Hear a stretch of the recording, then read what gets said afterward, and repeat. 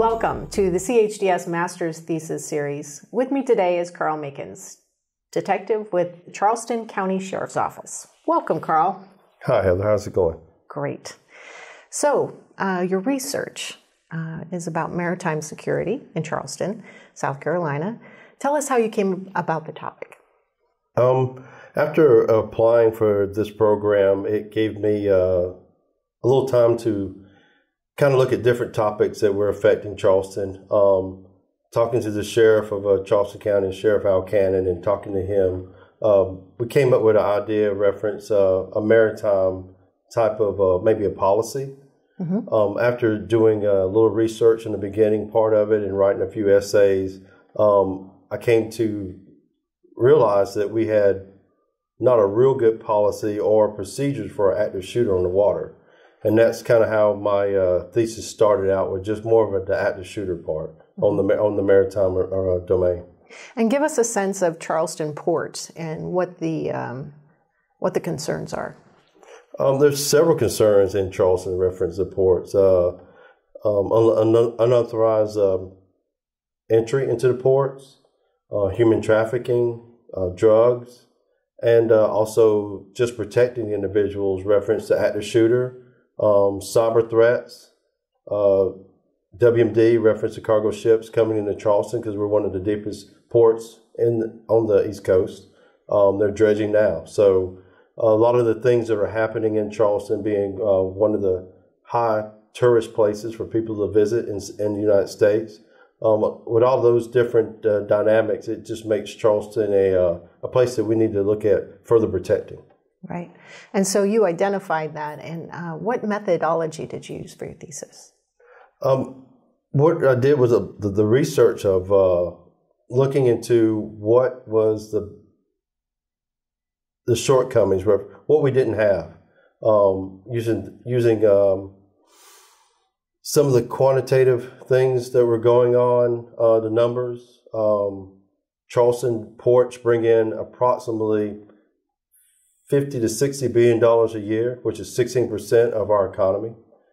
It's roughly $1 billion a day if it's shut down. So that's a big impact into not only Charleston, but the whole entire state. Mm-hmm. Just having $912 of just tax revenue. So the ports bringing in a lot of... Wait, you said $912 billion? Million dollars of tax revenue that the ports bring in. So looking at dynamics of the jobs that are created by the ports. We had an incident in 2017 where we had a dirty bomb from a Facebook Live situation that shut the port down for several hours. It turned out to be fake, but at that time we did not know, and it activated several components, state, locals, and the federal, and we were able to take care of the problem in a timely fashion. But the ports were shut down, the river was shut down, everybody was on alert. So after that happened, that also pushed me to start looking at some other ideas of helping Charleston. Great. And so what surprised you most about your research as you were working through these last 18 months? Looking at the interoperability and interagency, when we look at the end of the day and everybody comes together, trying to solve a problem, and then they leave and everybody thinks everything's cool, everything's fine, and then nothing changed.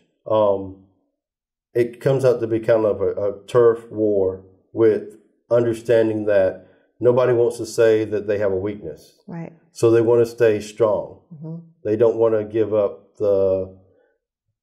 for instance, if A said, I'm good with the water, and B says, I have boats, but I have only one boat,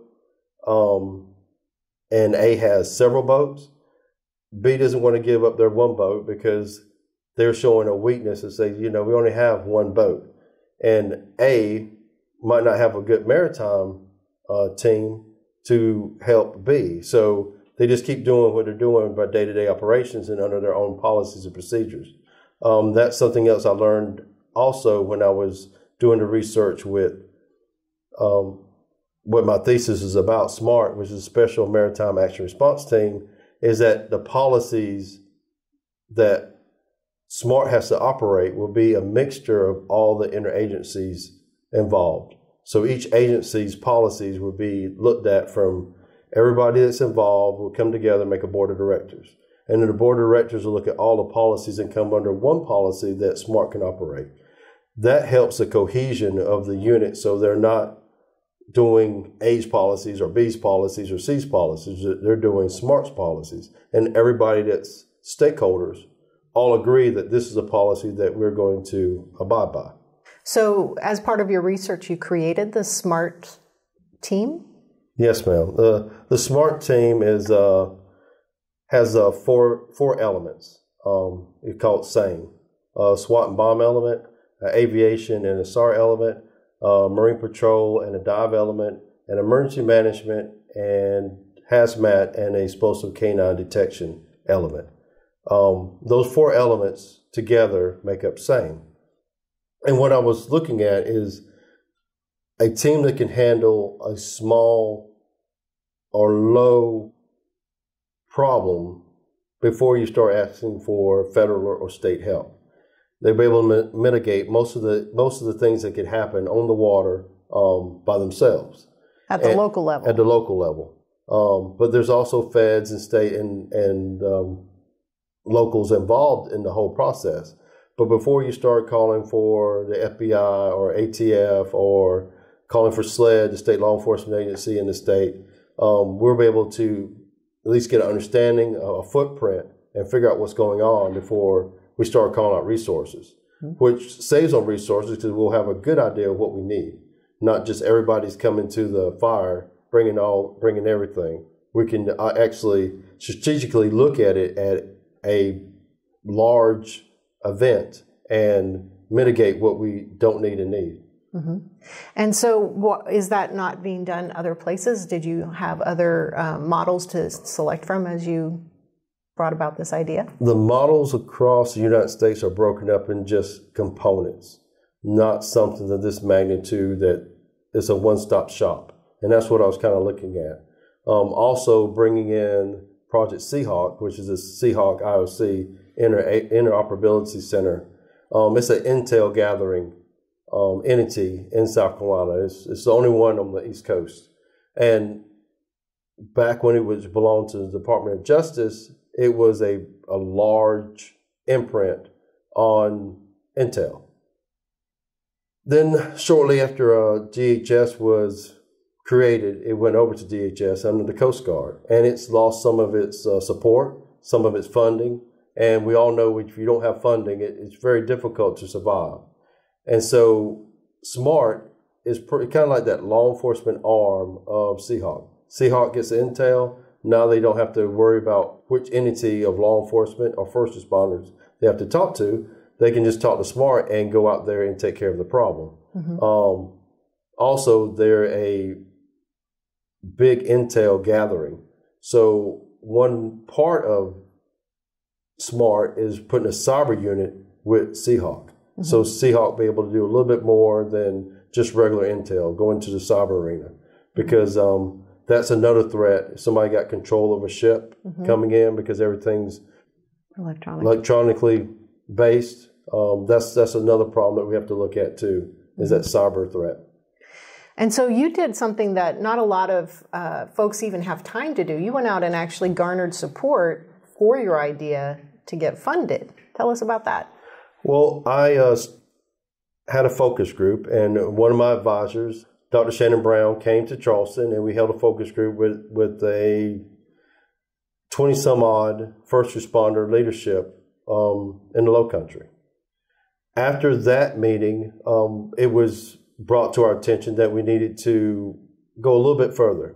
From some of the individuals in there, the captain of the port, sheriffs and chiefs, that I need to talk to other individuals besides just first responders.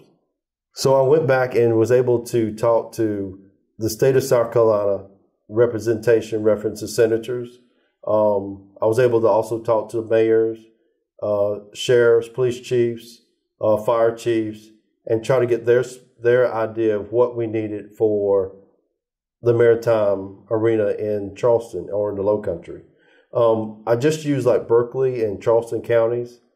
So I didn't go all the way up and down the coast because I wanted to just kind of get a small imprint, a small taste of what we could do and could not do. The deepening of the port is makes us a big threat because it brings in more ships beside the cruise liners that come into Charleston. And then everybody has to come into Charleston if they're coming from overseas. We're one of the ports of entry. So Charleston's a very, very busy reference to the maritime domain. Yep. And so you were able to garner, at least identify the gap and then come up with a solution. And now you actually have buy-in from the stakeholders. What do you expect to see in the future? And who do you want to read your thesis? Well, I'm hoping, talking to the captain of the port in Charleston, that other captains of the ports across the United States kind of look at it and maybe format some other type of close response team like SMART, because the interagency interoperability is very, very important for us to be successful.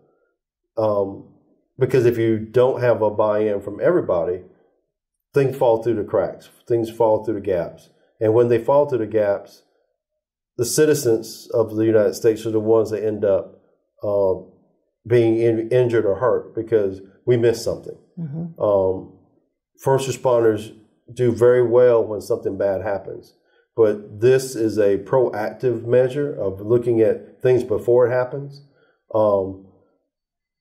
Just like in Charleston, we were one of the short gaps, security gaps I was looking at was a helicopter. We do not have a twin-engine helicopter in Charleston beside the Coast Guard's Dolphin. So for any type of maritime problem that's outside the realm of more than a couple of miles offshore, you need a twin-engine helicopter. So part of my proposal is two twin-engine helicopters. One goes to Charleston, the other one goes to SLED, because they both have very vibrant helicopter programs already. And then it would also keep one of the birds always up in the Charleston area for maritime. And if we needed help, the help would probably come from SLED. They're the next best trained with tactical WMD and bomb guides will come from SLED from out of Columbia. So looking at the big picture of where we get our resources from, our shortcomings, which is the most expensive part of my thesis, was the purchase of two helicopters. The port's bringing in $60 billion of economic boost to Charleston, 16% of our economy. It's very, very important that we able to defend that. Besides, the most important thing is making sure people that go out in their boats, people that come in there on a cruise ship, people walking down the street, which is close to the water, are protected. And the only way to do that, in my research, was looking at SMART to be able to tackle those problems that we can do a good job, but I think we can do a better job. And I think the research that I did in my thesis proves that. Well, it is excellent that you were able to identify such a important gap and come up with a great solution. So we thank you for that research, and thank you for being here today. Thank you, Heather.